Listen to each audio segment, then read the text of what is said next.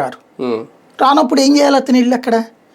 ఒకటి అమరావతి విషయంలో అంత దుబారా అవసరం లేదు అన్నది అతని స్టాండ్. 2 లక్షల కోట్ల రూపాయల దాకా ఖర్చు అవుద్ది ఎంత కాదన్నా సరే.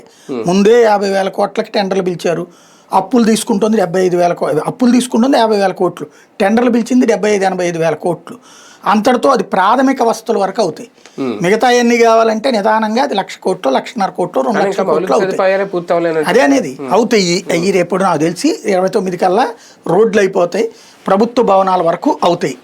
టవర్స్ అవి కనీసం 3 వంతులు పూర్తవడమో ఏదో జరుగుతుంది. అది పెట్టుకునే చంద్రబాబు నాయుడు వెళ్తారు. ఇదిగో ఇట్లాగ మళ్ళీ ఆ గ్రాఫిక్ చూపించి ఈ గ్రాఫిక్ పూర్తి అవ్వాలంటే అంది. దాంట్లో ఇతను ఏం చెప్పినా ఆ ప్రాంతంలో నుంచి ఏం పాజిటివ్ రాదు.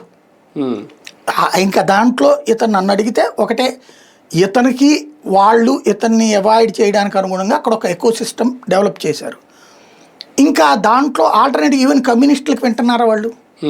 వాళ్ళు చంద్రబాబు నాయుడే మనసు మార్చుకోవాలని యజ్ఞాలు పూజలు చేస్తారు కావాలంటే. చంద్రబాబు లోకేష్ మనసు మార్చుకుని నారాయణ గారు జాలి తలిచి తమ పట్ల పాజిటివ్గా ఉండాలని కోరుకుంటారు తప్పించి, ఇవాళ రోజు నేను ఇవ్వనన్నోడు 4 రోజులకి ఇస్తున్నాడు. ఎందుకు బెదురుతున్నాడు? ఎందుకు ఇస్తున్నాడు? పక్కనోడు ఆడిస్తున్నాడు, నువ్వు ఇవ్వక.